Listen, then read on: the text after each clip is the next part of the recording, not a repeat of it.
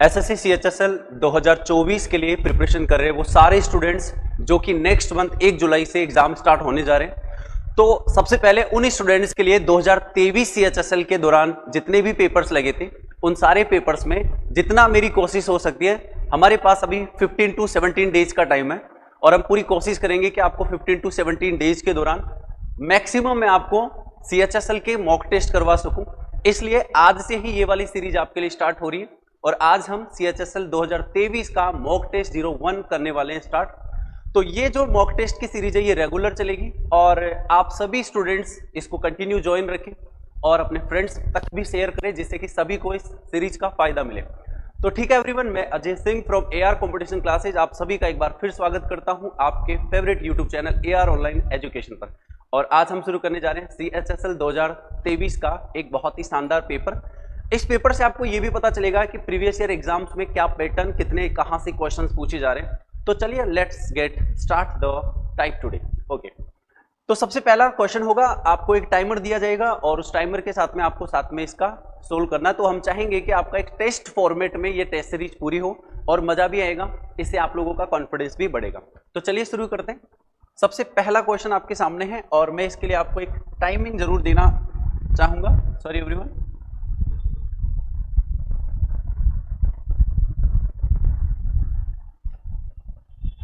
So we will take a particular time for this question.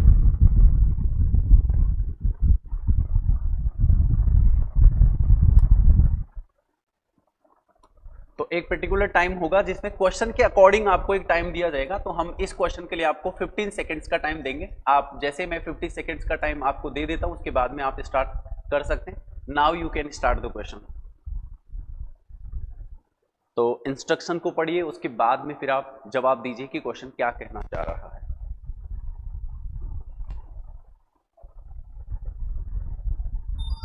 चलिए time over.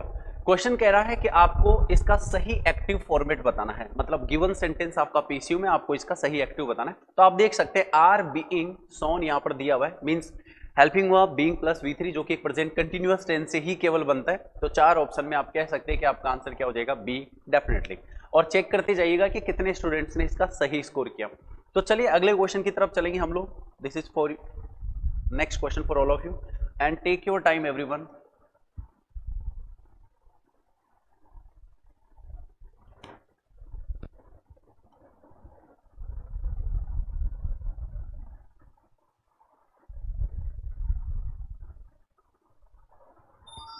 चलिए let me help you. यहां पर आपको clearly बोला गया है कि आपको एक सही इडियम बताना होगा और इडियम को आपको बताना होगा क्योंकि इडियम का मीनिंग आपको सेंटेंस में दिया गया है, कुछ ऐसा कहना चाह रहा है। तो मैं पढ़ना चाहूंगा, it is better to get less than what you want that get nothing. इसका मतलब होता है कि अगर आपके पास कुछ भी नहीं है और थोड़ा सा है तो वो भी बहुत कुछ के लिए बहुत सारा होता है। कहने का मतलब अगर थोड़ा सा है, बहुत कुछ नहीं है, तो उससे भी आप अपना काम चला सकते हैं। तो इसके लिए एक बहुत ही शानदार ऑप्शन है, half a laugh is better than none. नहीं होने के बजाय तो थोड़ा सा होना भी अच्छा होता है। आपका आंसर हो जाएगा ए, क्योंकि इस सवाल को आप इसके लैंग्वेज से भी बहुत जल्दी से अंडरस्टूड कर सकते थे। सेकंड ऑप्शन कह रहा है where there is smoke there is fire, कि जहां धुआं होता है वहां आग जरूर होती है। इसका मतलब धुआं है तो आग डेफिनेटली होगी। वेस्ट नॉट वांट नॉट, इसका मतलब हो जाता है अगर अभी बर्बाद कर दोगे तो फ्यूचर के लिए आपके पास कुछ भी नहीं बचेगा। तो वेस्ट नॉट वांट नॉट। और एस्टॉम इन अ टी कप का मतलब हो जाता है चाय के कप में तूफान आने का मतलब है छोटी सी बात का पहाड़ बना देना या राय का पहाड़ बना देना, छोटी छोटी बातों का इश्यू बना देना। तो चलिए एवरीवन, समझ में आ गया होगा। Take your time for the next question now.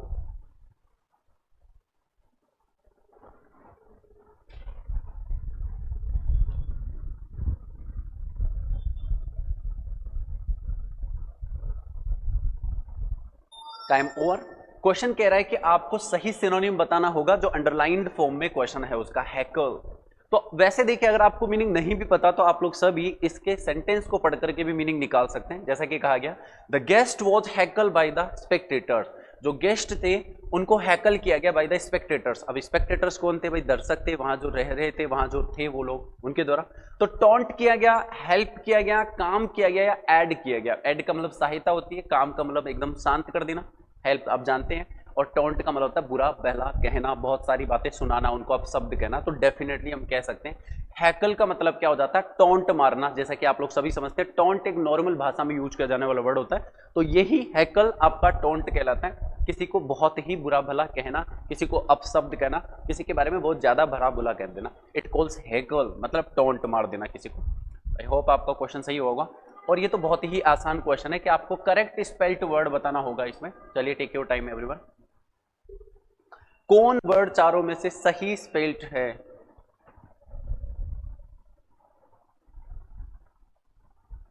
चलिए टाइम ओवर। वैसे इस क्वेश्चन के लिए इतना टाइम की जरूरत थी भी नहीं।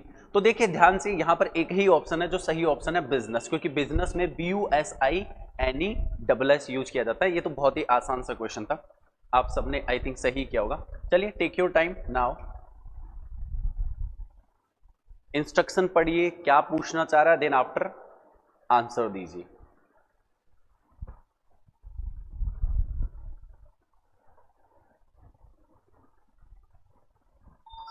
चलिए आई होप आपने क्वेश्चन किया होगा। वैसे मैं आपको बता दूं, हमारी वोकेबलरी बूस्टर में जितने ईडीएम्स है प्रीवियस ईयर में ऑलरेडी ये हमने पढ़ रखा है। तो आपको बताना है कि अंडरलाइंड जो ईडीएम उसका मीनिंग था, the new electrical cost N arm and leg. और आर्म्स एंड लेग जब आ जाता है तो इसका मतलब बहुत ही महंगा होना, एक्सपेंसिव होना। तो आपका आंसर हो जाएगा सी ऑप्शन एवरीवन।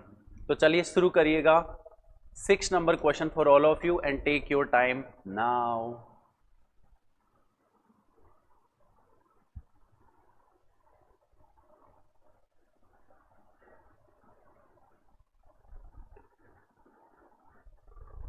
क्वेश्चन में इंस्ट्रक्शन जैसा कि दिया जा रहा है कि आपसे पूछा जा रहा है कि आपको एक सुपरलेटिव डिग्री बताना होगा, और सुपरलेटिव डिग्री के लिए आपको इस सवाल को पढ़ना है और फिर ये देखना है कि 4 ऑप्शन में कौन से में superlative degree. It looks like our bad fears are coming true. तो आप देख सकते हैं यहां पर भी बैड ही बोला जा रहा है, तो कोई सुपरलेटिव नहीं है। ये स्वयं भी यहाँ पर बैड ही लिखा हो तो ये भी सुपरलेटिव फॉर्म नहीं है। यहाँ पर रस्ट लिखा हुआ है तो ये तो CD हो गया, और यहाँ पर रस्ट लिखा हुआ है, इसका मतलब ये आपका सुपरलेटिव डिग्री होगा। तो डी ऑप्शन आपका आंसर हो गया एवरीवन। चलिए शुरू करिए everyone. Next question for all of you. Instruction पढ़िए और जवाब दीजिए, क्या कहना चाह रहा है आपसे।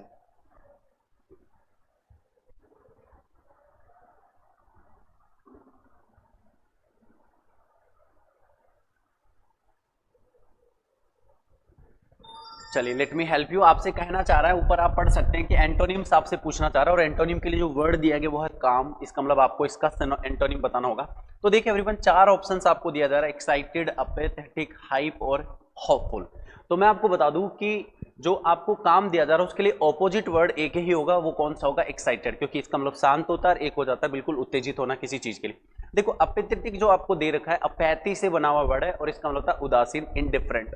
हाइप मतलब जो बहुत ज्यादा बड़ी बड़ी बातें करता है, हाइप में करता है, हाइप वाली बातें करने वाला व्यक्ति हो गया। होपफुल आप जानते हैं ऑप्टिमिस्टिक के लिए यूज किया जाता है। चलिए अगला क्वेश्चन आपके सामने, स्टार्ट करिए और इंस्ट्रक्शन जरूर पढ़िए, उसके बाद में सवाल को सोल्व करिए एवरीवन।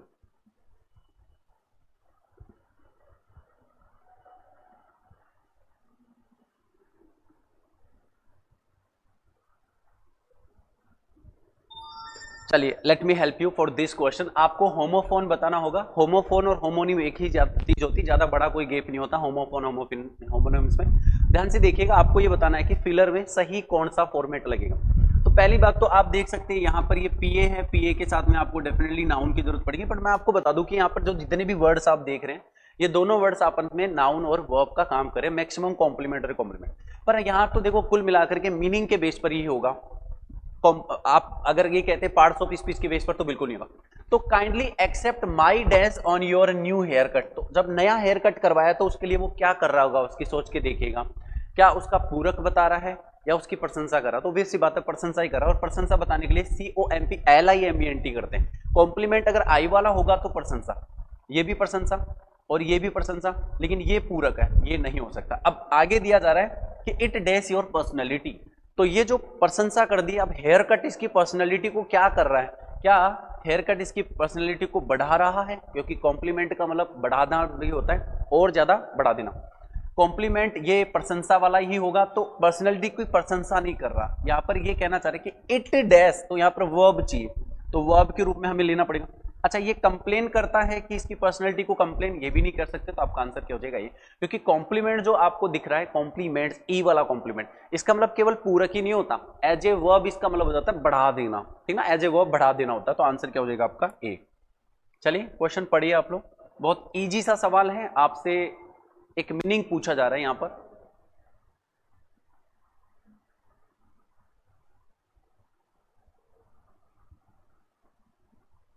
देखो एक चीज जो है ना देखने को मिली है, मैंने सीपीओ का भी हमने क्वेश्चन किया सिनोनिम्स, जो कि हमने लास्ट क्लास में किया, और आज हम सीएचएसएल का भी करें, तो एक चीज क्लियर हो रही है कि अगला जो आपसे है ना अंडरलाइन एरिया देकर के पूछ रहा है कि इसका मीनिंग क्या होगा, लेकिन इसने ये नहीं कहा कि इसमें ये इडियोमेटिक है या फिर कोई सिनो वाला वर्ड है, कुछ भी नहीं कहा। इसका मतलब हमें सब कुछ पता होना चाहिए क्वेश्चन के प्रति। तो मैं आपको एवरीवन बता दूं, इन ब्लैक एंड व्हाइट एक ईडियम होता है, और इसका मतलब होता है ये एक ही जगह पर होता है, इन राइटिंग।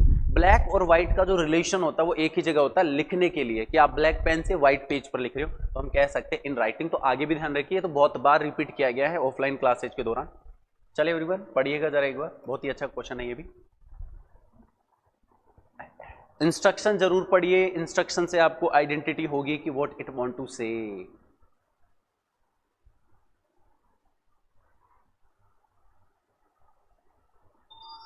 चलिए, ये कहना चाह रहा है कि आपको स्कैरसिटी का एंटोनिम बताना होगा स्कैरसिटी के लिए, और स्कैरसिटी का मतलब होता है कमी, और कमी का मतलब आप समझ गए ज्यादा, तो कमी के लिए एक्सेस यूज करेंगे। वाटर, फ्रेश और ग्लेशियर्स तो आप बोल नहीं सकते, आप लोग भी सभी समझते हैं। अगला question, take your time now, instruction पढ़िए और जवाब दीजिए।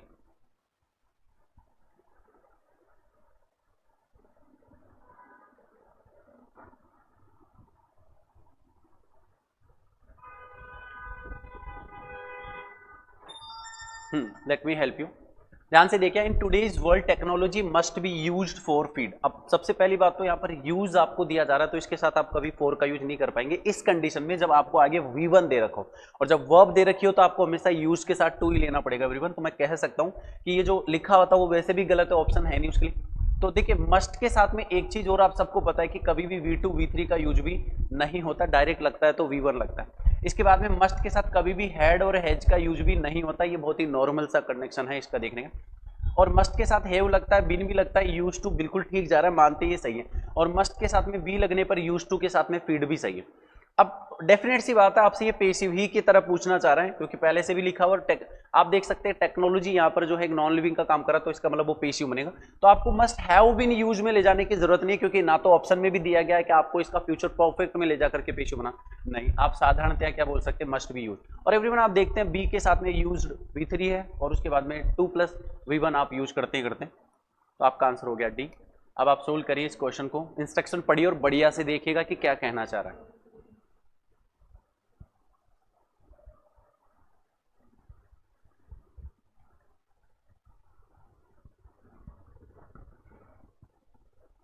तो एक वन वर्ड का क्वेश्चन हो गया, late me help you. One word पूछा जा रहा है आपसे, और ये कहा गया है कि इनमें से कौन सा एक वन वर्ड होगा इस स्टेटमेंट के लिए। The vehicle which carries dead body, vehicle जिसमें डेड बॉडीज को ले जाया जाता है, क्या वो कॉप्स होता है? बिल्कुल भी नहीं, क्योंकि कॉप्स का मतलब ही केवल कितना क्या होता है, डेड बॉडी बोलते हैं, ठीक है ना।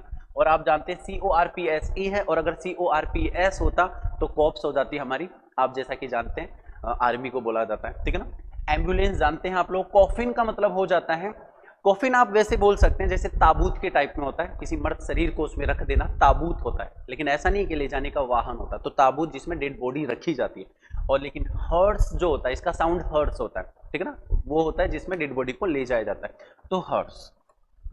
चलिए read the next question, instruction पढ़िए और जवाब दीजिए, क्या कहना चाह रहा है।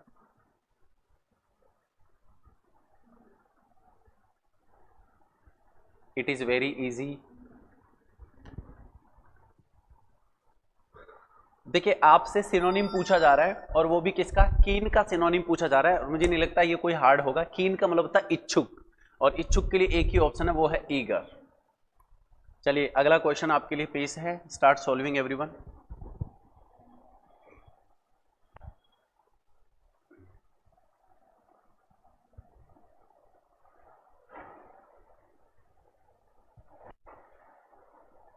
चलिए लेट मी हेल्प यू। ये कहना चाह रहा है कि स्पेलिंग मिस्टेक वाला आपको ऑप्शन बताना है, मतलब किस में सही स्पेलिंग है, बाकियों में तो मिस्टेक है, तीन में मिस्टेक है लेकिन एक में कहीं ना कहीं सही है, तो रिप्लेस करके बताइए कि ये सही है क्या। तो देखिए पूरी तरह से गलत स्पेलिंग है ये, इसमें एनचेंटिंग तो बिल्कुल भी, एनचेंटिंग तो बिल्कुल गलत है। तो आप इसके लिए सही कह सकते हैं ENCHANTING और SCENERY। सेनरी की स्पेलिंग में SCENERY बोला जाता है। तो ध्यान दीजिए, जरूरी कि नाउन में पढ़ा है तो नाउन का एरर ही आ सकता है जी, नहीं। स्पेलिंग मिस्टेक के क्वेश्चन में भी आपसे पूछा जा सकता है, बस आप संभल करके चलिए, जो भी पढ़ते हैं उसको बढ़िया से पढ़िए। चलिए पढ़िएगा, क्वेश्चन बहुत अच्छा है।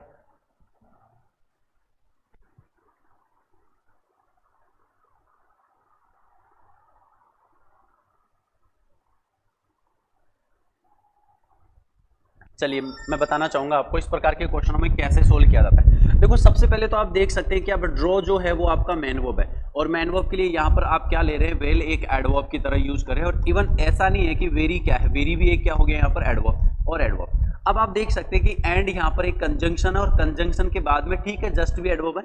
एज के बाद में जो क्रिएटिव आपको दे रखा है वो एक एडजेक्टिव है। अब हम ये समझते हैं कि एडजेक्टिव अगर वहां आता है तो उसकी कोई वजह होगी, नाउन होना। आगे मुझे नाउन नहीं दिखाई दे रही, या पीछे कोई बीवर्ब होना चाहिए तो पीछे बीवर्ब भी नजर नहीं आ रहा, इसका मतलब वहां पर एडजेक्टिव नहीं होना चाहिए, वहां पर होना चाहिए एडवर्ब। क्योंकि देखिए एंड के बाद में भी जो वर्ड आते हैं वो एंड के पहले वाले वर्ड के इक्वल चलते हैं। या फिर मैं कह सकता हूं कि हमारे पास केवल एक ही मेन वर्ब है, तो इसी मेन वर्ब के लिए हम इसको भी एडवर्ब और उसको भी हम क्या बना देंगे एडवर्ब। तो आपका आंसर क्या हो जाएगा यहाँ पर, एज क्रिएटिवली। यहाँ कोई डिग्री भी नहीं पूछी जा रही है आपसे कि CD PD आपको SD बनाना होगा, जी बिल्कुल भी नहीं। तो let us start next question. 16 number question आपके सामने है, आप इसको बढ़िया से पढ़िए और जवाब दीजिए एवरीवन। ज्यादा हार्ड नहीं है, इजी क्वेश्चन है, हो जाएगा।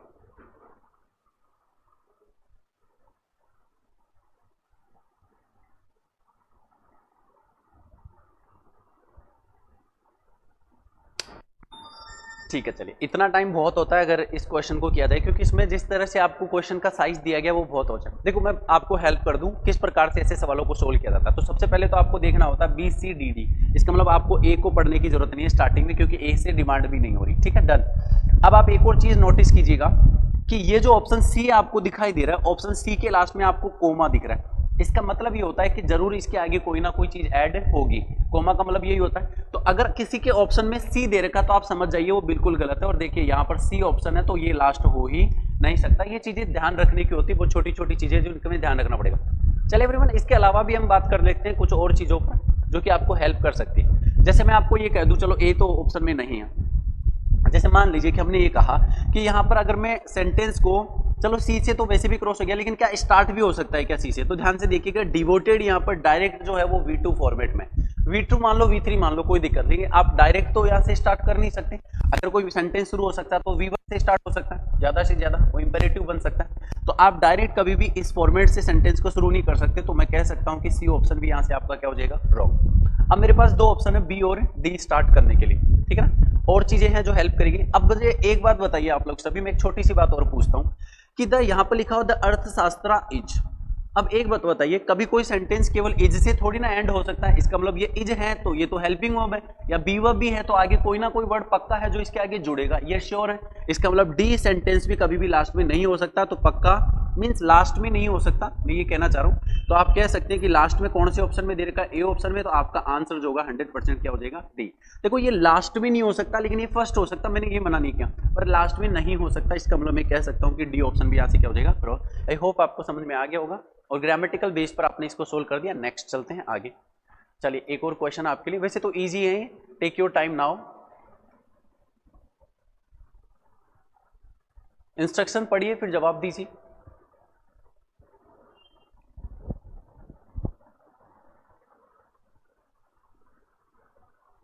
चलिए बहुत ही छोटा सा क्वेश्चन है, ज्यादा टाइम नहीं लग सकता इसमें। आपसे पूछा जा रहा है कि पेसिव सेंटेंस बताना है। तो आप देख सकते हैं यहाँ पर फ्राइटन जो है आपको कौन सा फॉर्म है, सेकंड फॉर्म, तो डेफिनेटली पास्ट सिंपल का पास्ट है। पेसिव में जाएगा तो वाज वर प्लस में V3, और आप देख सकते हैं एकमात्र ऑप्शन जहां पर वाज वर प्लस में V3 दे रखा वो है सी ऑप्शन, आपका आंसर हो गया। चलिए अगला क्वेश्चन एक और बार आपको दिया जा रहा है और ये भी उसी पैटर्न पर आधारित क्वेश्चन है। स्टार्ट करिए सोल्व करना।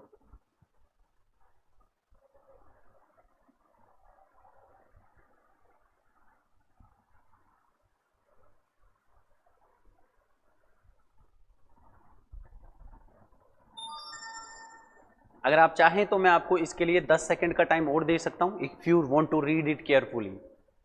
ले लीजिए, कोई दिक्कत नहीं है।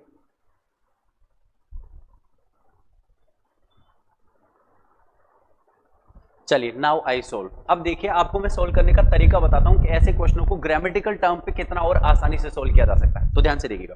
सबसे पहले तो ऑप्शन में बी ए डी सी मतलब चारों आपसे पूछे जा रहे हैं, नो डाउट। अब एवरीवन एक चीज देखिए, यहां पर आपको स्टार्टिंग में यहां पर दे रखा है हिज, और हिज होता है प्रोनाउन। इसका मतलब ये कहीं ना कहीं ही का प्रोनाउन है हिज, पजेसिव एडजेक्टिव। और हम आपको ये कहते हैं कि अंग्रेजी का एक नियम होता है कि सबसे पहले नाउन की बात होती है, उसके बाद में ही हमेशा किसकी बात होती है, प्रोनाउन, क्योंकि बड़ा ये है बाद में छोटा ये। तो अगर आपको direct he, C, her, it's, हर कहीं पर भी सेंटेंस में दे रखा तो आप समझ लीजिए वो कभी भी पहला नहीं हो सकता, क्योंकि उसके लिए पहले नाउन को देखना जरूरी होता है। तो मैं कह सकता हूं कि यहां पर सी ऑप्शन आपका फर्स्ट है, नहीं होगा एवरीवन। सेकंड थिंग, यहां से देखिएगा, इसके बाद में आपको यहां पर आप ए ऑप्शन को पढ़ते हैं, embarrassment and difficulty for them. अब देखिए यहां पर देम जो लिखा वो कहां से आया होगा, दे से। और हम कह सकते हैं कि दे जो होता है वो भी एक प्रोनाउन होता है, तब तक बस नहीं हो सकता जब तक इसका कोई नाउन पता नहीं हो। इसका मतलब मैं ए ऑप्शन को भी यहां से क्रॉस करूंगा, क्योंकि इसमें डायरेक्ट आपको देम दे रखा। सिमिलरली आप ये कह सकते हैं कि बी ऑप्शन में भी आपको कुछ इसी प्रकार से दिया गया है। बी में आप देखेंगे तो the great gods Odin and Thor helping them. अब ये देम अभी भी नहीं पता कि किसके लिए हुआ, the great gods Odin and Thor, ये तो भगवान है जो ओडिन एंड थोर जिनका नाम है, हेल्पिंग देम, ये किसकी हेल्प कर रहे हैं ये हमें नहीं पता। इसका मतलब मैं कह सकता हूं कि बी ऑप्शन में भी प्रोनाउन से स्टार्ट और प्रोनाउन से फर्स्ट सेंटेंस नहीं हो सकता। तो एवरीवन आपका आंसर क्या हो जाएगा, सी ऑप्शन। और आप इसको बढ़िया से चाहे पढ़ सकते हैं, अगर किसी को डाउट हो तो वंस अगेन। तो चलिए हम चल रहे हैं आगे नेक्स्ट क्वेश्चन की तरफ। चलिए एक और क्वेश्चन जो आपके सिमिलरली पैटर्न पर आधारित है, और you can start now this sentence reading. अच्छा क्वेश्चन है, आप इसको पढ़िए एक बार। ये भी पीक्यूआरएस पैटर्न पर ही आधारित है।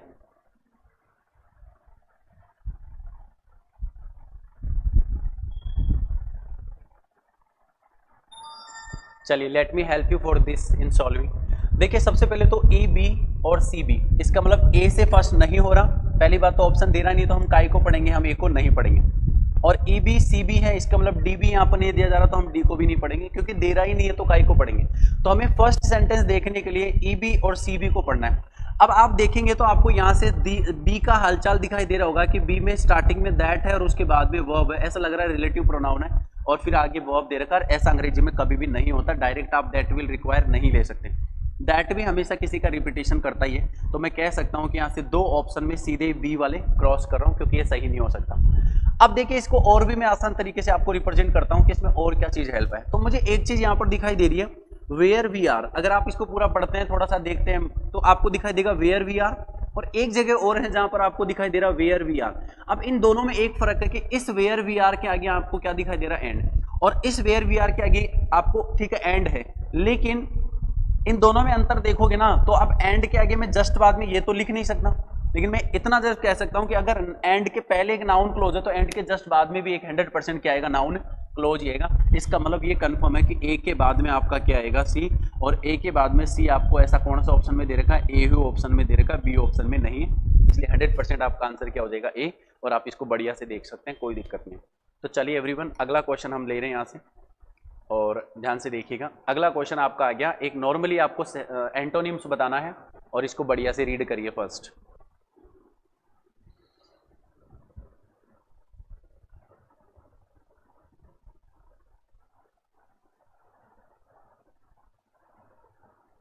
चलिए वैसे तो बहुत इजी है, ज्यादा टाइम लेने की जरूरत नहीं। सपोर्ट का आपको ऑपोजिट बताना होगा, तो आप देख सकते हैं सपोर्ट का ऑपोजिट क्या होगा, ऑपोज ही होगा, ऑब्वियस सी बात है। तो चलिए एवरीवन इसके बाद में हम आ जाते हैं क्लोड टेस्ट पर। ज्यादा बड़ा क्लोड टेस्ट नहीं, बहुत छोटा सा क्लोड टेस्ट है, और आप इसको वैसे ही विदाउट टाइमर भी, चलिए मैं टाइमर देता हूं आपको, कोई दिक्कत नहीं, और इसके लिए मैं आपको टाइमर में टाइम दूंगा।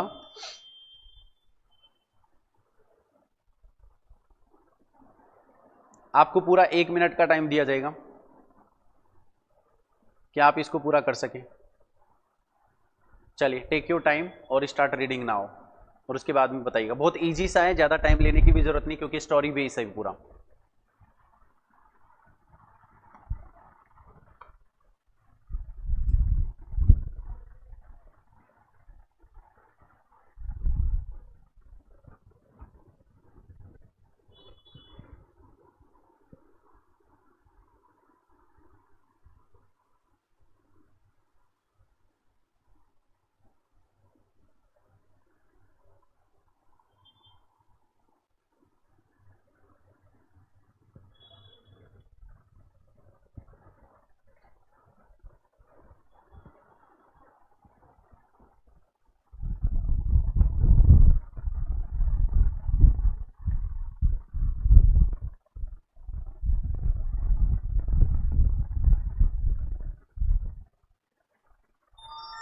चलिए एवरीवन, तो अब ये एक ऐसा फ्लो टेस्ट है जो बहुत ही इजी लैंग्वेज में है। अगर हम चाहें तो इसको साथ साथ ऑप्शन के फीलिंग करते हुए भी कर सकते हैं, हमें पूरा पढ़ने की जरूरत नहीं क्योंकि लैंग्वेज पर आधारित है नॉर्मली।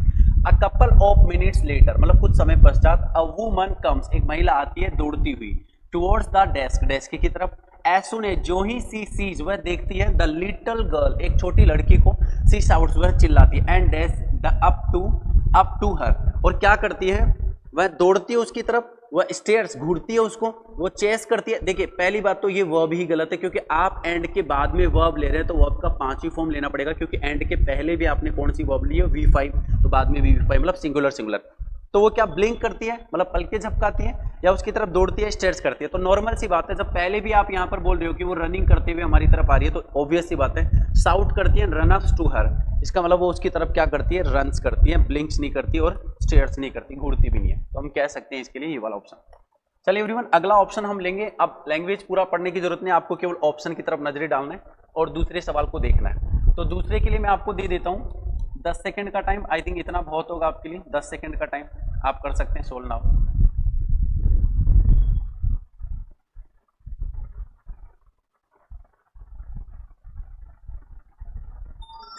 देखिए इसने कहा आगे कि she lift the girl into her arms, arms में ले लिया उसने, अपने हाथों में ले लिया, होल्ड्स हर वेरी टाइट, और बहुत ज्यादा टाइट करके पकड़ लिया उसको। Then she separates herself from her daughter, उसने डॉटर से अपने आप को अलग किया, एंड लुक्स, और देखा, एट हर, उसकी तरफ देखा। अच्छा क्या देखा, उसकी तरफ कहाँ देखा, अपनी डॉटर की तरफ देखा, तो क्या उसके नाखून देखे, अच्छा नाखून देख रही थी कि नाखून से अपनी बेटी को मैच कर रही, अच्छा उसकी स्किन से कि हाँ इसकी स्किन गोरी है, इसकी काली, या क्या ये वो इसके कानों से उसकी पहचान करी, ऑब्वियस सी बात है, हम भी कह सकते हैं उसके फेस से ही उसकी पहचान कर रही होगी, तो ऑब्वियस सी बात है यहाँ पर फेस ही आंसर पे जाएगा। तो चलिए एवरीवन, तीसरा क्वेश्चन आपके लिए है और आप इसको सोल्व करिए। आपको इसके लिए भी 10 मिनट्स का टाइम दिया जा रहा है, बहुत है 10 मिनट्स आपके लिए इतना। तीसरे सवाल के लिए 10 मिनट्स आपको दिया जा रहा है।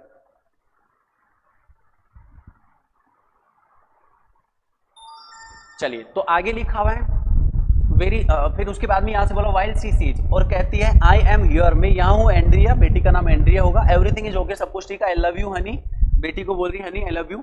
देन सी टर्न्स एंड, और वो टर्न करती है, and dash the man, thank you so much sir, इसका मतलब टर्न करके आदमी को बोल रही है थैंक यू। अब उसके लिए क्या बोलना चाहिए, क्या वो आदमी को रिजेक्ट कर रही है, ग्रीट्स कर रही है, ऑप्ट्स कर रही है, या डिस्क्रीट कर रही है। तो पहली बात तो देखो यहाँ पर वर्ब जो है ना वो V5 आना है, क्योंकि हर बार वर्ब सिंगुलर सिंगुलर ही लग रही है, तो आप डिस्क्रीट ले नहीं सकते। दूसरी बात यहाँ पर ऑप्ट का मतलब वो क्या चुनती है उस आदमी को या रिजेक्ट करती है, नहीं, वो उसका धन्यवाद करती है, वो उसको अभिवादन देती है, मतलब उसको ग्रीट्स कर रही है। तो ये बहुत ईजी सा हो गया, ग्रीट्स करना बिल्कुल सही भी है इसके लिए क्योंकि उसने हेल्प की होगी उसकी। चलिए अगला ऑप्शन है आपके लिए 4 नंबर, और इसके लिए आप भरिएगा, 10 सेकेंड आपको दी जा रही है इसके लिए, यू कैन डू इट।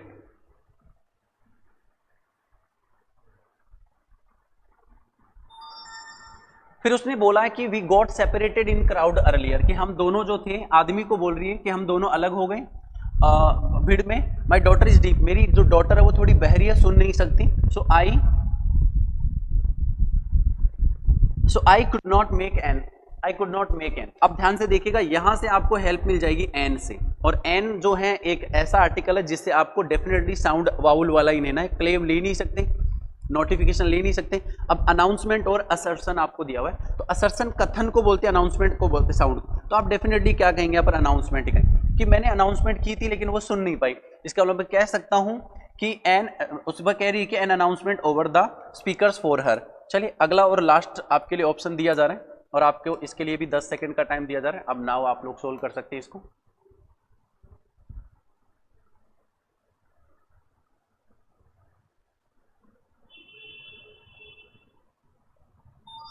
चलिए तो उसने कहा कि over the speakers for her, मतलब उसने अनाउंसमेंट की होगी स्पीकर के लिए क्राउड में।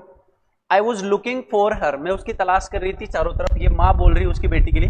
आई वॉज सो वरीड, मैं बहुत ज्यादा चिंता में थी। उसने उस आदमी को ये सारी बात बताई। नाउ द मैन अंडरस्टैंड्स, और आदमी पूरी बात समझ जाता है। Why the little girl did not look at him, तो क्यों ऐसा है कि उसने देखा कि क्यों जो है लिटिल गर्ल उसकी तरफ नहीं देखती, अंटिल ही, जब तक ही डैश हर शोल्डर, कब तक नहीं देखती, जब तक वह उसके शोल्डर को क्या नहीं करता, वो आदमी उसके शोल्डर को क्या नहीं करता, कांटेक्ट नहीं करता, फेल्ट नहीं करता, टच नहीं करता है, क्रैक नहीं करता।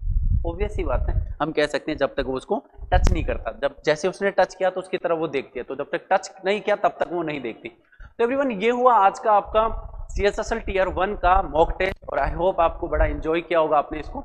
सिमिलरली आपके लिए daily I will try my best कि आपके लिए मैं डेली एक जो है मॉक टेस्ट डेली का लूँ, और एग्जाम से पहले हमारा टारगेट रहेगा कि जितना मैक्सिमम हो सकता है हम लोग यूज करेंगे। तो आप लोग इस वीडियो को अपने फ्रेंड्स तक शेयर कर सकते हैं जिससे कि बाकी लोगों को भी फायदा मिल जाए, और सब्सक्राइब करना ना भूले, लाइक करना भी ना भूले। Thank you very much. यूं ही हम मिलते रहेंगे आगे भी continuously. Thank you very much.